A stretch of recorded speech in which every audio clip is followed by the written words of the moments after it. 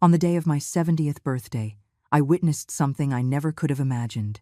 My own daughter, the one I carried for 9 months, threw my birthday cake to the floor and with a sarcastic smile said, "Eat it off the floor, you useless old woman."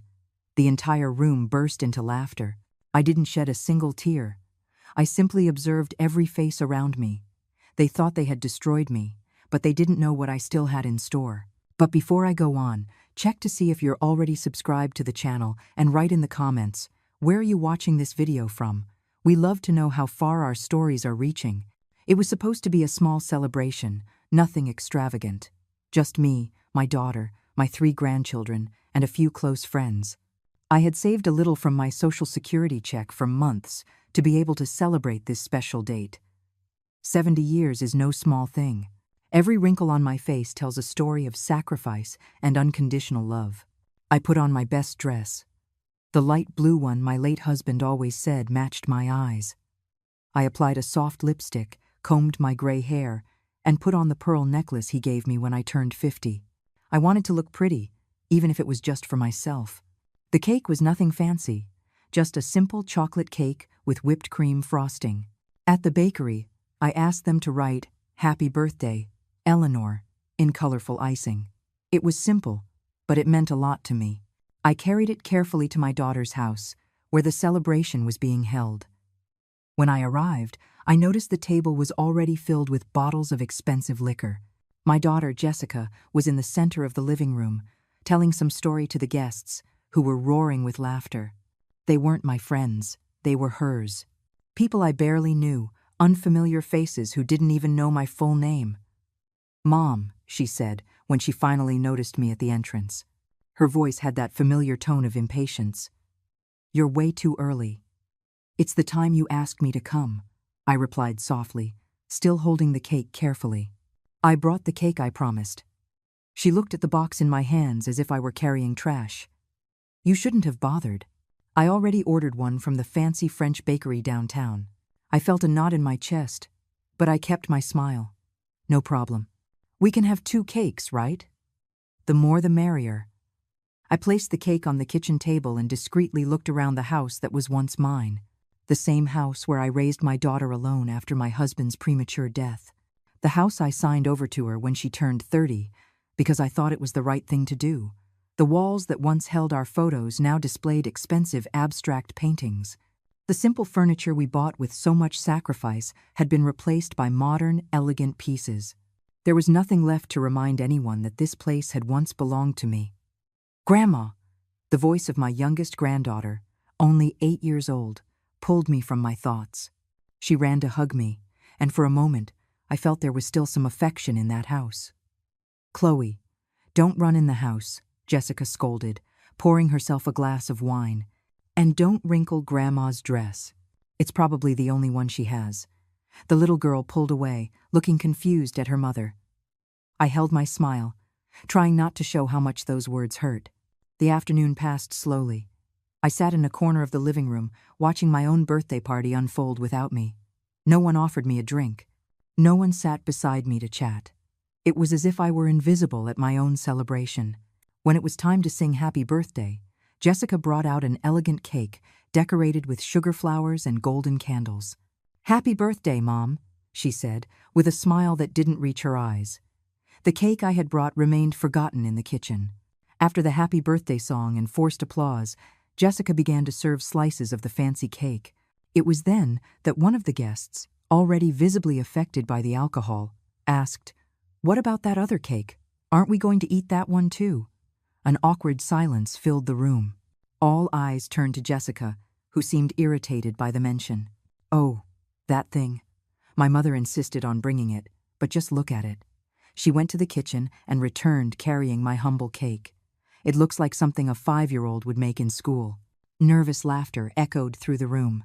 I felt my face burn, but I kept my composure. 70 years had taught me to swallow my pride when necessary. "I bought it with love," I said in a low voice. "I thought we could share it." Jessica stared at me, her eyes cold and distant. In that moment, I didn't recognize the child I once cradled in my arms. "Love? You think this is a worthy gift?" A cheap little cake to make up for years of absence? Absence? I worked 2 jobs to support you after your father died. I was always there when you needed me, I replied, feeling my throat tighten. And now what do you want? A medal? She laughed, looking at the guests as if seeking their approval. Look at this, everyone. My mother thinks a bakery cake makes up for not giving me the life I deserved. Before I could respond, Jessica did something I will never forget. She took the cake with both hands and threw it on the floor, right at my feet. The impact splattered pieces of chocolate and whipped cream across the hardwood floor that I had once so carefully polished. If you like this cheap cake so much, why don't you eat it off the floor? It's what you deserve, you useless old woman. The room erupted in laughter. Some guests looked embarrassed, but no one defended me. No one stood up to say that was too cruel. My own granddaughters, to whom I had given so many gifts and so much love, laughed timidly, following their mother's lead.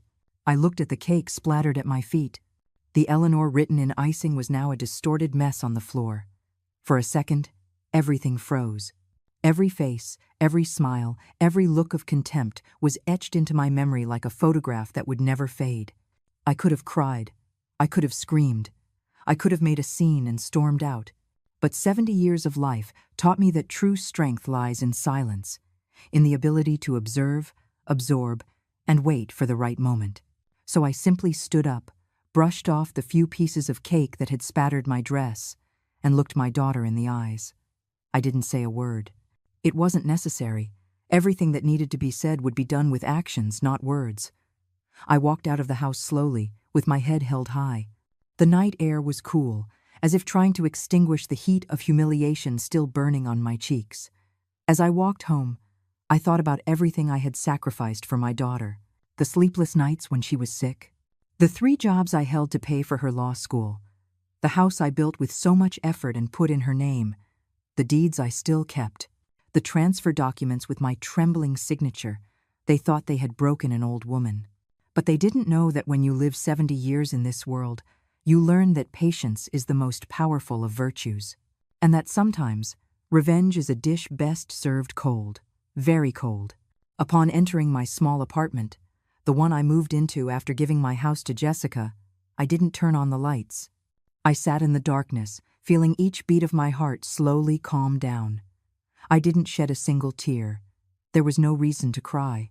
There was only the certainty of what had to be done. I picked up the phone and dialed a number I rarely used. Mr. Davis? It's Eleanor. I need to make an appointment for tomorrow. Yes, it's urgent. There are some legal changes I need to make. When I hung up, I felt something awaken within me. Something that had lain dormant for years, smothered by a mother's unconditional love. Now, that love had limits, and my daughter had just crossed them. The next morning, I woke with a mental clarity I hadn't felt in years. The sun streaming through the window couldn't warm the chill that had settled in my chest. It wasn't anger, it was determination. I dressed carefully, choosing a formal outfit I rarely wore. I took the folder with all the important documents I had kept for years and left. Mr. Davis's office was in the center of the city. He had been our family's lawyer for decades, since my husband was still alive. As I walked through the busy streets, I thought about how my life had changed. In this same downtown area, I used to bring Jessica for ice cream after school. She would hold my hand tightly and smile with chocolate-stained lips. What had happened to that bright-eyed little girl? Eleanor, Mr. Davis greeted me with a kind smile. He was older, just like me, but his eyes still had that sharpness I always admired. Your call worried me. What happened? I sat in the chair across from his desk and placed the folder on it. I need to make some changes to the property documents and my will. He looked at me with curiosity, but without judgment. Are you sure? The last time we spoke, you were determined to leave everything to your daughter and grandchildren. People change, counselor, or rather, they reveal who they truly are. I opened the folder and began to show him the documents. The deed to the house I had transferred to Jessica 10 years ago, which contained a clause few lawyers would include. I retained the right to revoke the transfer if I deemed it necessary. The documents for the small clothing business I started, which Jessica now managed, but whose majority shares were still in my name.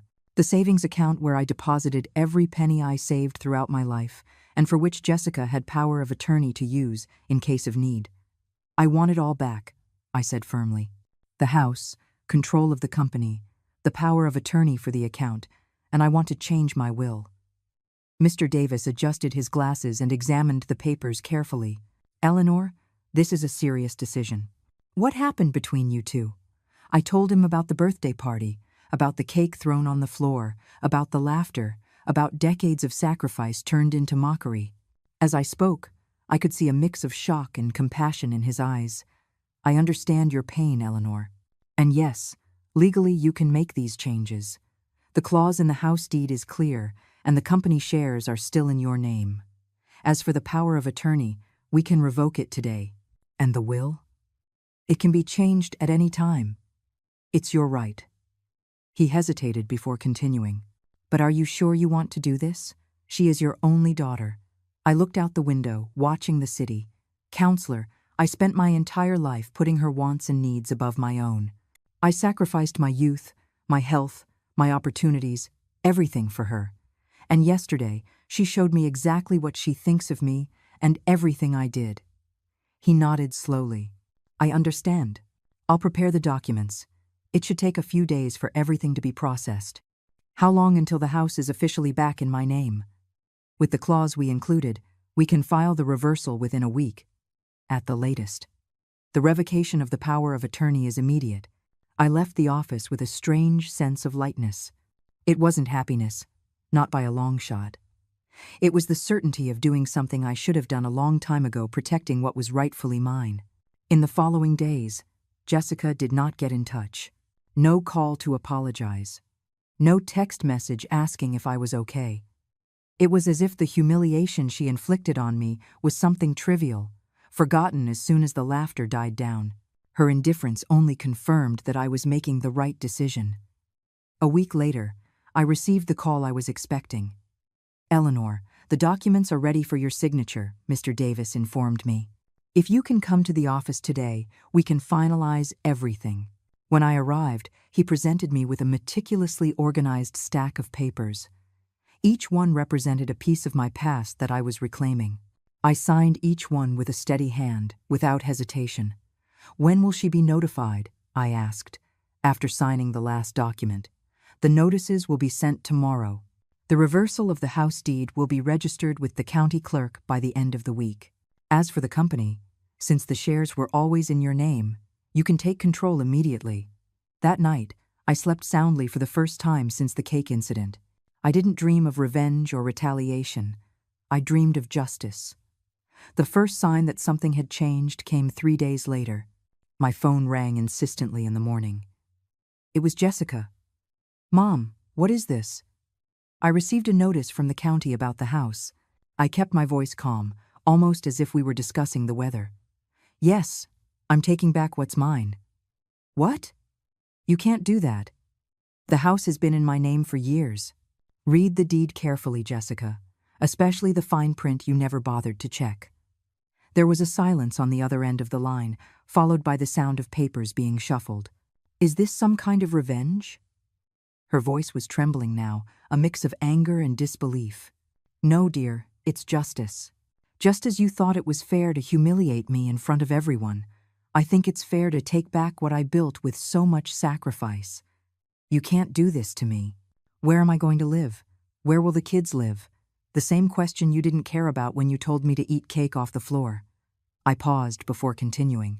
You have 30 days to vacate the property. Mom, have you gone crazy? Is this because of that stupid party?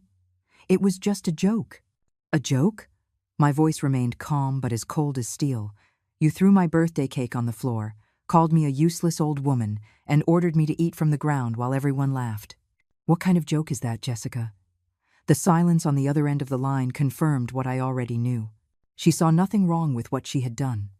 To her, humiliating her own mother was just entertainment. And the company? The bank called me saying my power of attorney was revoked. As I said, I'm taking back what's mine. You can't do this. I've run that company for years. It's my livelihood, my job. It's my company, Jessica, built with my sweat while you were in college. The shares were always in my name. You were only managing it with my permission. I heard a sob on the other end. It wasn't one of sadness, it was one of rage. You're going to regret this, Mom, I swear. I've regretted many things in my life, dear. Trusting you so much is one of them. I hung up the phone and took a deep breath. I felt no pleasure or satisfaction, only the certainty that I was setting things right. For the first time in decades, I was prioritizing my own well-being, my own dignity. In the following weeks, the storm I predicted came to pass. Jessica tried everything, from legally challenging the reversals to sending the grandchildren to beg me to change my mind. But the law was on my side, and more importantly, so was justice. The shift in the power dynamic was immediate and irreversible. The one who once looked at me with disdain now looked at me with fear. Not fear of violence or aggression, but the fear that arises when someone realizes, too late, that they have destroyed the only bridge that could save them from falling. The impact of my decisions soon became apparent. One afternoon, while tending to some plants on my apartment balcony, I saw a familiar SUV pull up on the street. It was Jessica's car, a luxury model she bought with money from the company I built. She got out, slamming the door, her face a mask of anger and desperation. "We need to talk," she said as soon as I opened the door. I let her in, watching as her eyes scanned my small apartment with a mixture of disdain and surprise. Perhaps she had never truly realized where I had been living since I gave her the house. "What do you want, Jessica? I want to understand why you're doing this to me. Why now, after all these years?" I gestured for her to sit on the couch, but she remained standing, restless. "You really don't get it?" I asked, feeling a pang of sadness. "After everything that happened at that party, you still can't see it? It was just a joke that got out of hand. I had been drinking, I was nervous with all those important guests," she gestured frantically. "You can't ruin my life over this." "I'm not ruining your life, Jessica. I'm taking back mine." I kept my voice calm, though I felt my heart racing. "For years I gave you everything. The house I built with your father, the business I started to secure your future, access to my savings. And in return, you made me a laughingstock. I already apologized for that." "No, you didn't. This is the first time we've seen each other since that day, and you're only here because I took back what's mine." She finally collapsed onto the sofa, covering her face with her hands. "What's going to happen to the kids? Are you going to put your own grandchildren out on the street? Don't be dramatic. You're a lawyer. You make a good salary at the company that is still running, albeit now under my supervision. You can rent an apartment, start over. Is that what you want? For me to start from scratch, after everything we built?" "Everything I built," I corrected gently. "And yes, maybe starting from scratch is exactly what you need to understand the value of work, respect, and gratitude." She looked at me with teary eyes, but there was something calculated in that display of emotion. I knew my daughter too well not to notice when she was playing a part. "What if I show you that I've changed, that I understood my mistake? How would you do that?" "I can. I can have you come live with us again, in the new house, when we find one. The kids miss you." I smiled sadly. "The same kids who laughed when you threw my cake on the floor?" She looked away, unable to argue. "They're just kids, they follow my lead. And I set a terrible example." For a moment, I almost believed there was a genuine flicker of remorse in her words. "Almost. Jessica, I'm not doing this to punish you or to force some kind of fake reconciliation. I'm doing it because, at 70 years old, I finally understand that I deserve respect, that all the sacrifices I made deserve, at the very least, gratitude. And what do you expect me to do now? Beg? No. I expect you to grow up, to learn from the consequences of your actions, to build your own life, without expecting me to give up mine to support you." She stood up abruptly. "You're going to regret this. When you're old, sick, and alone, you'll remember this day. I'd rather be alone than surrounded by people who despise me, dear." I said the words firmly, but without malice. "And as for getting old and sick, that will happen regardless of your presence in my life." Jessica stormed out, slamming the door, leaving behind only the echo of her empty threats. I didn't flinch. I had already cried all the tears I could for that broken relationship. Now I was focused on the future, a future where my dignity was non-negotiable. In the following weeks, I witnessed from a distance the collapse of the small empire Jessica had built on the back of my work. The house was vacated within the deadline. She moved into a rented apartment on the other side of town. The company continued to operate, but now under new management. I hired an experienced manager who reported directly to me. I took no pleasure in seeing her lose the comfort she was used to, but I felt a strange peace in realizing that, finally, things were in their proper place. Justice, though delayed, brought with it a sense of restored order. One Saturday morning, while having my coffee on the balcony, I received an unexpected visitor. Chloe, my youngest granddaughter, was standing at the gate, holding a small package. "Grandma, can I come in?" I opened the gate, surprised and a little wary. "Does your mother know you're here?" She shook her head. I snuck out. I took a bus. Alarmed at the thought of an 8-year-old traveling alone across the city, I quickly ushered her inside. "That's dangerous, Chloe.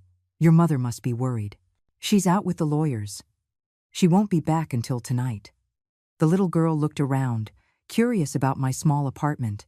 "Your place is nice, Grandma. Small, but nice. Thank you, sweetie. What brings you here?" She handed me the package she was carrying. "I made this for you. It's a late birthday present." With slightly trembling hands, I opened the package.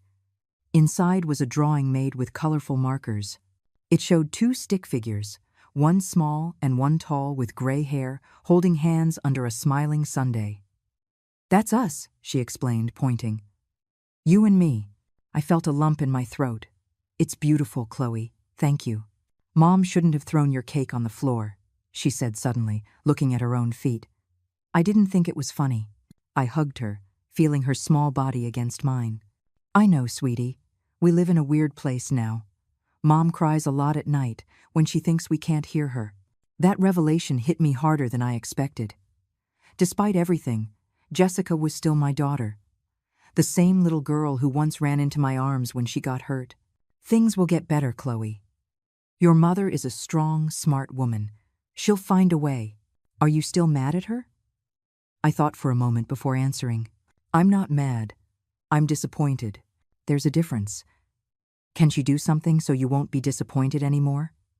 The question, so innocent and direct, took me by surprise.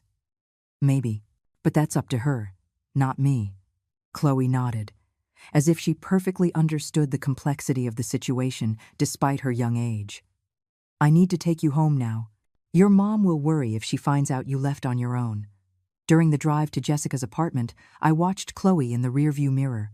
There was something of my daughter in her, the determination, the independence. But there was also something different, a sensitivity that Jessica seemed to have lost along the way. When we arrived, the building was noticeably less luxurious than the house where they used to live. Chloe squeezed my hand before getting out of the car. "Will you come visit me sometime soon, Grandma?" "Of course, sweetie. If your mother allows it, she'll allow it. I'll make her." I smiled at her childish confidence. "Be kind to your mother, Chloe. She's going through a tough time. Because of you, because of her choices, there's a difference." I watched my granddaughter walk into the building, carrying with her an understanding that seemed beyond her years. Perhaps, I thought, the hope for reconciliation wasn't entirely lost.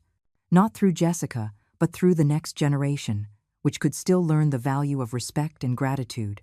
On the way home, I passed by the old property I had reclaimed. The house was empty now, awaiting my decision about its future. I stopped the car out front and just stared at the familiar facade. So many memories were held within those walls. Jessica's birth, her first steps, my husband's death, the years of struggling alone to raise a daughter and build a secure future, and finally, the decision to give it all up, believing I was ensuring her happiness. In that moment, I had an idea. It wouldn't be an immediate reconciliation, nor an unconditional forgiveness. It would be a beginning, a small step towards something new. I went back home and called Mr. Davis. "Counselor, I need your help preparing some more documents," I said, as soon as he answered. "More changes to the will, Eleanor?" "Not exactly. I have other plans for that house. The months that followed brought a new routine to my life. After years of living only for others, I was finally learning to live for myself. I started attending a book club at the local library. I enrolled in painting classes, something I had always wanted to do but never had the time. I made new friends, people my age who understood the ups and downs of life. The house I reclaimed remained empty for a while as I considered what to do. Several real estate agents contacted me with tempting offers. The neighborhood had appreciated considerably over the years, but I had other plans. One Sunday afternoon, about 4 months after the cake incident, I received another unexpected visitor. It was Leo, my middle grandchild, now 12 years old. He was standing at the gate, holding a worn-out bicycle, looking at my place with a mix of nervousness and determination. "Leo?" I called out, surprised to see him. "Is something wrong?" "No, Grandma." He leaned his bike against the fence and came closer. "I just wanted to see you." I opened the gate and let him in. Unlike Chloe, who was all energy and smiles, Leo was always more reserved, thoughtful. He reminded me a lot of my late husband in that way. "How's the new school?" I asked, trying to break the silence. "Different. Less fancy, you know? But the teachers are cool." He paused, as if gathering courage. "Mom is different too." "Different how?" "More present, I think. She cooks now, did you know? She never did that before. And she drives us to school herself. No more driver." That information surprised me. Jessica had always despised domestic chores, especially cooking. "And is that a good thing or a bad thing?" I asked, genuinely curious. "It's weird, but a good weird, I think." Leo looked at his hands, hesitating. "She cries a lot at night. She thinks we don't notice, but the apartment walls are thin." I felt a pang in my chest. "I'm sorry to hear that." "It's not your fault, Grandma." He looked at me with surprising maturity for his age. "Mom says it is, but I saw what she did at that party. It was horrible." "Sometimes people make mistakes, Leo. We all do. But throwing your cake on the floor wasn't a mistake. It was on purpose." He seemed indignant just remembering it. I've never seen anyone treat their own mother like that. I didn't know how to respond. Part of me wanted to defend Jessica, to say she wasn't a bad person, just lost in her own frustrations. Another part recognized the truth in Leo's words. What had happened wasn't a momentary impulse, but the result of years of unresolved resentment. "Why did you come to see me today, Leo?" He took a deep breath. "I wanted to know if you're still my grandma." The question caught me off guard. "Of course I am, dear. That will never change. Even after what Mom did? Even after you took everything from her?" "Leo, what happened between your mother and me is complicated. But you, my grandchildren, had nothing to do with it. I still love you, and I always will." He seemed to relax a little. "Mom said you abandoned us, that you don't care about us anymore." "And you believed her?" He shook his head. "That's why I came to see for myself." I sat next to him on the couch and took his hands. They were bigger than I remembered, the fingers starting to lose their childish look. "Leo, I want you to understand something. Sometimes adults make serious mistakes with each other. Sometimes it's necessary to set boundaries, even with the people we love. What I did wasn't to hurt your mother or you. It was to restore something that had been broken a long time ago. My dignity. What's dignity? It's the value we give ourselves. It's knowing we deserve respect, no matter our age or circumstances." He nodded slowly. "Like when the gym teacher called me scrawny in front of the class and you said I should demand respect." "Exactly." I smiled, surprised he remembered that advice. No one should let themselves be treated as if they have no value. "Not even by their own daughter?" he asked, his eyes fixed on mine. "Not even by their own daughter?" I confirmed softly. We sat in silence for a few moments, each absorbing the weight of that conversation. Then he looked out the window and noticed the sun was beginning to set. "I have to go. Mom will worry if I get home after dark." I offered to drive him, but he refused, insisting the bike was faster through the shortcuts he knew. Before he left, he gave me a tight hug, the kind of hug that seemed to want to make up for all the months of absence. "Can I come back another day?" "Whenever you want, Leo. My door will be open." I watched him pedal down the street until he disappeared around the corner, feeling a mix of sadness and hope. The conversation with Leo had shown me that, Despite everything, something positive might be emerging from this painful situation. Jessica was facing challenges she had never had to face before, and perhaps that was forcing her to mature, to be more present in her children's lives. That night, I made a decision I had been considering for weeks. The house I reclaimed would not be sold. I had other plans for it. The next morning I called Mr. Davis. "Counselor, I need you to prepare new documentation. I want to turn the house into a foundation." "A foundation?" He sounded surprised. "What kind of foundation?" "A community center for seniors," I explained. "A place where people my age can gather, learn new things, share experiences where they can be treated with the dignity they deserve." There was a brief silence, and then he said, "Eleanor, that's a wonderful idea. I'll start working on the paperwork today." In the weeks that followed, I dedicated myself completely to the project. I hired architects to adapt the house, researched similar programs in other cities, and spoke with social workers about the specific needs of the elderly in the community. The money from my savings, the money I had kept for years for emergencies, would finally be used for something that truly mattered. The project attracted the attention of the local media. A neighborhood newspaper published a story about the Dignity House as I decided to call the center. The story briefly mentioned that the property had previously belonged to my daughter but focused mainly on the transformation and the positive impact the place would have on the community. It was through that article that Jessica found out about my plan. One rainy afternoon, as I was overseeing the workers installing an access ramp at the entrance of the house, I saw her car park across the street. She just sat there, watching for almost an hour without getting out of the car. When she finally drove away, I couldn't decipher the expression on her face. 2 weeks later, I received an envelope in the mail. Inside was a handwritten letter. "Mom, I saw what you're doing with the house." At first, I was furious. I thought it was another way to humiliate me, to show the world how ungrateful I had been. Then, Chloe showed me the drawing she made for you. Leo told me about his visit to you without my permission. Even Ethan, who rarely expresses his feelings, asked when he could see Grandma again. I realized that while I was losing everything, you weren't just seeking revenge. You were rebuilding something. Not just the house, but your own life. I'm not asking you to forgive me, nor am I offering an empty apology. What I did at that party was unforgivable.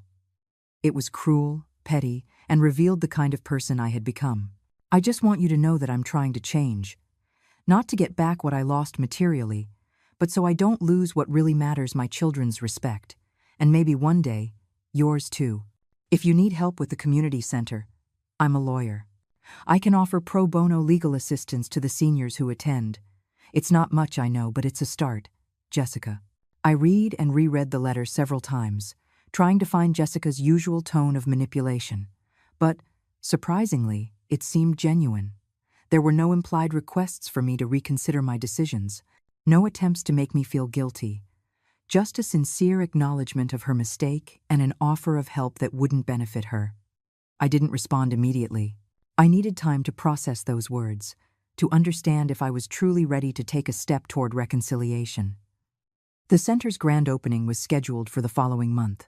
I invited friends, neighbors, local officials, social workers, and geriatricians who had agreed to offer their services periodically for free. But there were 3 special invitations I hadn't sent yet, all addressed to my grandchildren. After a week of reflecting on Jessica's letter, I made my decision. I sent the invitations to the children and added a 4th envelope for Jessica. It wasn't a complete pardon, nor a promise that everything would go back to the way it was. It was just an invitation to be present at a new beginning. On the day of the opening, the sky was exceptionally blue, as if nature itself wanted to celebrate with us. The house's garden was filled with people, many of whom I didn't even know personally. The community had embraced the idea with enthusiasm. As I prepared for the opening speech, I saw a familiar SUV park. Jessica got out, wearing a simple dress, nothing like the expensive clothes she used to wear. The children followed behind, all dressed formally for the occasion. They stood discreetly at the back of the crowd, as if not wanting to draw attention. I stepped up to the small makeshift stage and adjusted the microphone. Good afternoon, everyone. It is with immense joy that we inaugurate the Dignity House today. As I spoke about the importance of respecting the elderly, about how society often forgets the contributions of those who paved the way for younger generations. My gaze met Jessica's in the crowd. There was no arrogance in her eyes anymore, none of the calculating glint I knew so well. There was something different, something that looked almost like humility. This house, I continued, was built with love many years ago. It has seen moments of joy and sorrow. It has witnessed births and departures. Now it gains a new life, a new purpose. To be a place where dignity will never be questioned, where respect will be the foundation of all interactions. When I finished the speech, there was warm applause. People came to greet me, to praise the initiative. In the midst of the commotion, I lost sight of Jessica and the children. I thought perhaps they had left, that the small gesture of showing up had been difficult enough.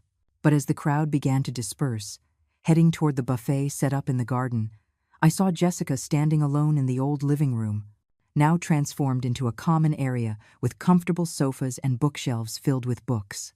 I approached slowly, unsure of what to say. Her back was to me, and she was looking at a photograph on the wall, the only personal decoration I had kept in the house. It was an old photo of her as a little girl, the two of us in the garden, with me teaching her how to plant flowers. "Those were your favorite flower," I said, stopping beside her. "Daisies." She nodded, not taking her eyes off the photo. "You had more patience than I will ever have. I would throw dirt everywhere, pull up the flowers before they bloomed, and you never yelled at me. Not once. You were just a child, learning. And now? What's my excuse now?" She finally turned to me, her eyes misty. "When did I become this person, Mom? When did I start to believe I could treat you like that?"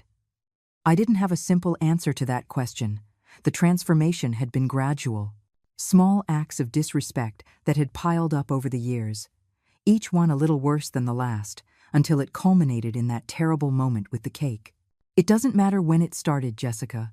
What matters is that you seem to realize now that something has to change. The kids miss you." She hesitated, as if admitting it was extremely difficult. "I miss you, too." "I'm right here," I replied simply.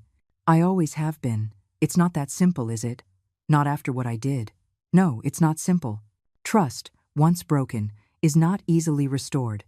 She nodded, accepting the truth in those words. "What can I do, then, to start fixing things?" I looked back at the photo on the wall, at that little Jessica, with bright eyes and a sincere smile. Somewhere, that child still existed, buried under layers of bitterness and ambition. "We can start small," I suggested. "Maybe a Sunday lunch with the kids, once a month." A hesitant smile appeared on her lips. "I'd like that. And your offer of legal assistance for the center? Were you serious?" "Completely serious." "Then we can start there, one step at a time." We didn't hug. There were no dramatic declarations of forgiveness or promises of a perfect future.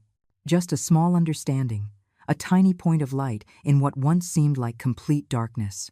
When Jessica left with the children a few hours later, after a snack in the garden where we made safe small talk, I felt a weight lift from my shoulders. It wasn't complete forgiveness, not yet. It was something more like acceptance.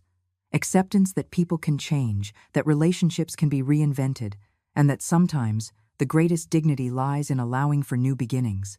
A year has passed since the inauguration of the Dignity House. The center became a success beyond my wildest dreams. Every day, dozens of seniors attended the offered courses, participated in social activities, or simply came to chat and share experiences. I was there almost daily, no longer as the owner, but as a volunteer and, occasionally, a student. The Wednesday painting class became my favorite time of the week. My relationship with Jessica evolved slowly, as expected. Sunday lunches became a tradition. At first, they were tense gatherings, full of awkward silences and superficial conversations. But over time, something began to shift. The children served as a bridge between us, filling the gaps with their school stories and plans for the future. Jessica kept her promise to offer legal assistance at the center. Once a week, she would come and advise seniors with questions about pensions, consumer rights, and family issues. At first, we avoided being alone in the same room, but gradually, we began to exchange more than just polite words. We never spoke directly about the cake incident. It was like a wound we both knew existed, but one we weren't ready to fully expose. However, small comments, knowing glances, and moments of vulnerability began to build something that, if not exactly the mother-daughter relationship we had before, was something new and potentially healthier. One particularly quiet afternoon at the center, Jessica found me in the reading room, where I was organizing recently donated books. "I need your opinion on something," she said, looking nervous. "Of course. What is it?" "I got a job offer.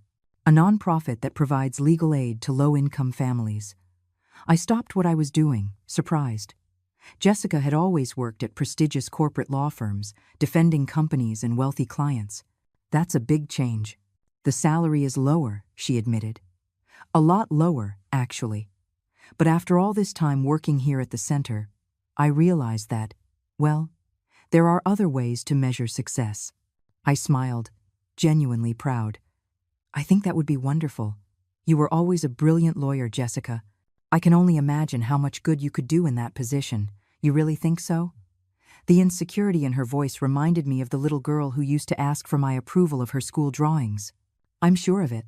You have the knowledge and the skill, and now it seems you've also found a purpose." She nodded, looking relieved. "I'll accept it, then. I start next month." As she turned to leave, something occurred to me. "Jessica, wait." She stopped, turning back. "I'm proud of you," I said simply.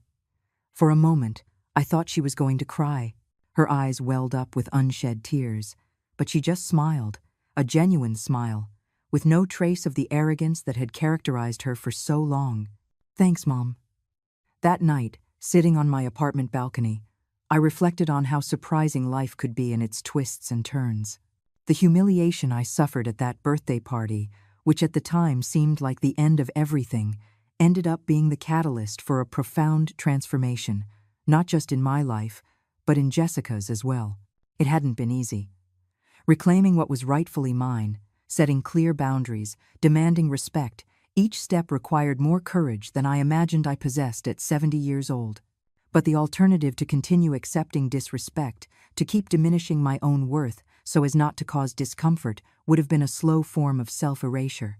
70 years taught me that true love does not demand self-annihilation, that giving everything to your children without expecting anything in return is not generosity. It's a disservice to both parties. That dignity is not a luxury reserved for the young and powerful. It is a basic right of every human being, regardless of age. A few days later, I received a small package in the mail. Inside was a bakery box and a card. I opened the card first, immediately recognizing Jessica's handwriting. "Mom, I know this won't erase what happened, but it's a start. With love, Jessica." Carefully, I opened the bakery box. Inside was a small cake, delicately decorated with sugar flowers. In the center, written in icing, was a single word: restart. I smiled, feeling a peace I hadn't experienced in a very long time. It wasn't a perfect happy ending. Life rarely offers such conclusions. It was something more valuable, a new chapter, written with the ink of truth and mutual respect. I picked up my phone and dialed Jessica's number. "Mom?" she answered, sounding surprised. "I received the cake," I said simply. "Are you free on Sunday to come and eat it with me?" "Just the two of us, this time." There was a pause on the other end of the line, followed by an emotional reply. "I would love that." When I hung up, I looked out the window at the evening sky. At 71 years old, I had learned the most valuable lesson of my life: that it's never too late to demand respect, to rebuild relationships on stronger foundations, to find dignity where before there was only resignation. The cake thrown on the floor at that birthday party could have been the end of my story. Instead, it became the beginning of something new, something unexpectedly beautiful in its imperfection. Because true dignity isn't about never falling, but in how we choose to get back up. Now, if you like this story, click subscribe. And tell me in the comments what part left you speechless. Oh, and don't forget to become a member to get access to exclusive videos I don't post here. I'll see you there.